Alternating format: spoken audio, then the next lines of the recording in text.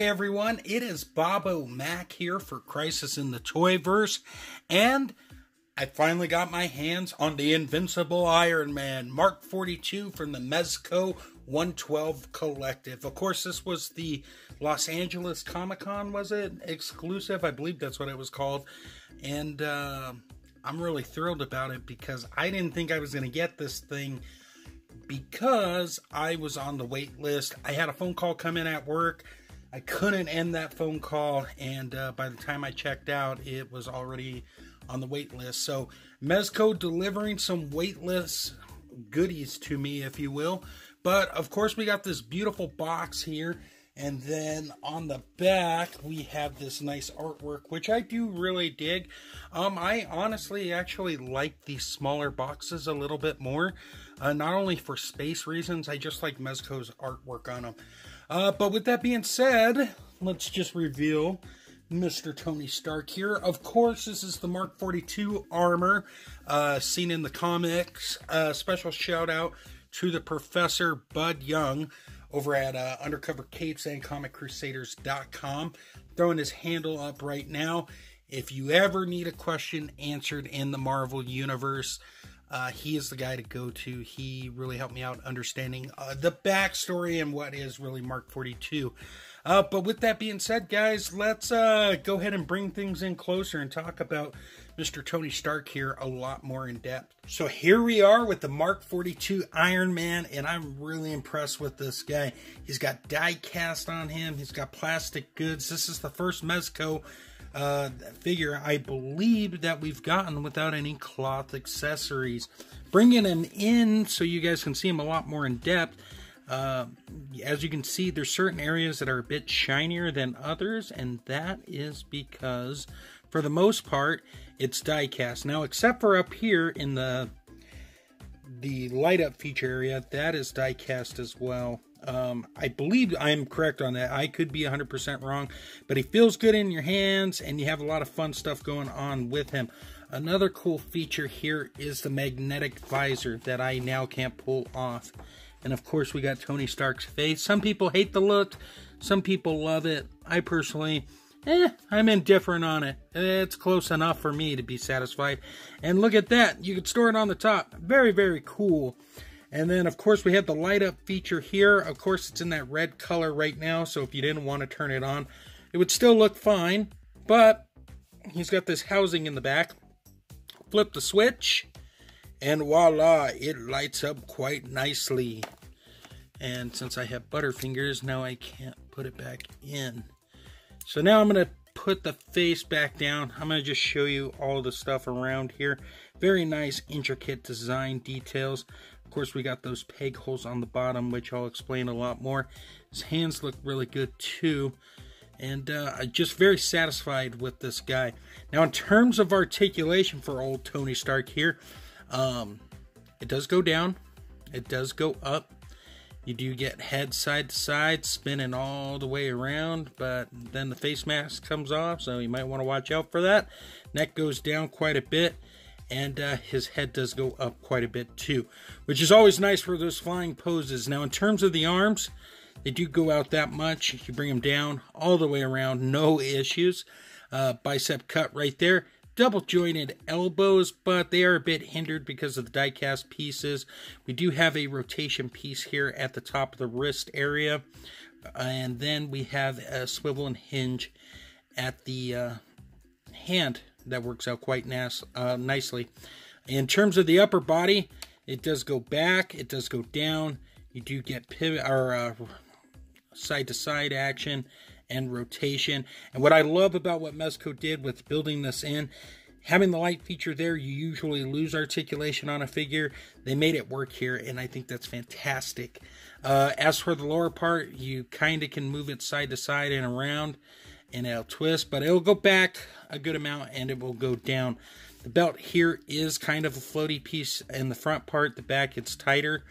In terms of the legs, we got a ball cut right there, and it will kick up. Now, this is something I want to let you guys know. These do drop down, so you can get a little more. My girlfriend actually brought it all the way down. Do this at your own risk. But by doing that, you definitely get a lot more range of movement out of there. The downside is it's all floppy and wobbly. So that is something you must decide if you want to do at your own risk. Now, I do have a double bend at the knee there that works out quite nicely. And then I have rotation at the boot. And then the foot does go up, it does go back, and then you rock side to side.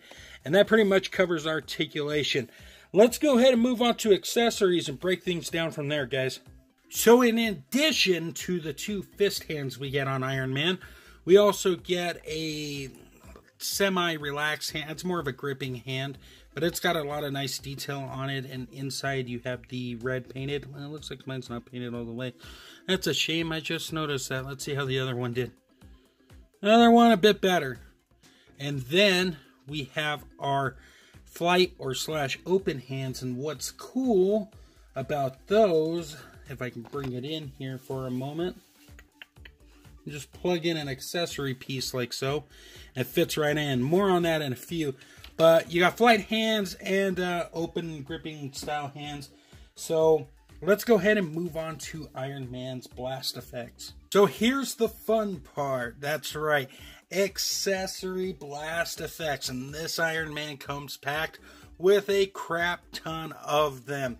Of course, we have the 4 blaster effects. You could either put these, the camera will work with me, on Iron Man's boots. It's got 2 bag holes under there, or on his hands. And as you can see in the pictures that I'm showing, those are how they all plug in, and they are pretty much universal with one another, which is very nice if I say so myself. Also, we have these longer blast effects, which also can fit on his boots, or you can just place them in his hands like so, with no issues. Voila. Very, very cool. And then we have his hip rockets, which is a little strange to me, but, you know, that's just me. I mean, it makes sense, but it's just a weird thing to make. These have a lot of nice detail with that translucent flame effect all shooting out. And as you'll see in the pictures, they fit on just nice, but to remove them, all you do is just pop those off like so, and you place the new effect on. And then we have the wrist rockets. We get 2 of them, which is cool. And I'm going to move this aside for a moment just to show you where to put those in at. There is a slot right there. And if you line everything up right, once you figure out which way it goes in, he holds it like so. And as you'll see in the pictures, you got both of these going off. Look fantastic. And then, of course, the last effect I wanted to talk about is the arc reactor blast. Like I said, that clip piece just comes off. And then you just line everything up. And you got this cool laser beam effect coming out of them. Let's see if I can dim the lights here for you guys so you can see it a little more. I do have pictures to go along with this, but it's not the best shot here. But as you can see, the light does go to the front of it because it is a lot more translucent there. But in the pictures, I hope you guys can see that a bit more because it actually looks really cool. And once you have it in person, it looks really nice as well. So our last 2 or 3 final accessory pieces. Of course, we got our Mezco stand here. This has a really nice feel to it and looks really cool. Definitely digging the color scheme. We have our hand, which always looks nice, or our flight stand hand. And it is a bit tricky to get Iron Man to stand on it and stay in because he is such a heavy piece. But you can definitely make it work. And lastly, we got our 112 bag, which is essential so you don't lose all these little pieces. So this Iron Man is packed with a lot. It is definitely worth its asking price point. And very satisfied with that. So let's go and wrap this up with a quick size comparison and get the heck out of here. All right, here we are with our exclusive Mezco figures, apparently. Ronin Wolverine on the left, and first appearance Doctor Strange on the right, and in the middle, of course, our Fall Exclusive Tony Stark Mark 42 Iron Man. all three of these look great with each other, and Iron Man does stand the tallest amongst these three figures, at least. Now, I don't have a Captain America, because I know everybody compares Captain America with this figure. I do need to get one. I should get on that before it's too late. But anyways, I dig the figure. I like his size. I think people in robotic suits should be taller than standard figures. That's just my personal taste. So I really don't have any problems with that. He's going to look good on a shelf. He is fun to pose. Heck, he is just fun to play with, folks. And I think that's a real joy, and I think Mezco really delivered, a solid hit with this guy. Now, this guy is long gone on Mezco's site, so you're going to have to pay aftermarket prices. If you want him that bad, pick him up. If not, just wait for the regular release or the PX exclusive release. I will be picking up both of those, so I will have review of those to compare with this guy. So, you know, bottom line is, if you want him, go get him. With that being said, though, I want to thank everyone for stopping by. Appreciate the support, the likes, the comments, and everything in between. You guys make it work, so thank you very much for taking time out of your day to see what's going on here. As usual, you're going to see those fun little logos pop up on your screen. Go check out those fine folks, too. They help make this show possible. And the best part is it doesn't cost you a thing to just click the link. And no, it isn't like I get money for people clicking the link or anything like that. Just go check them out if you get some free time.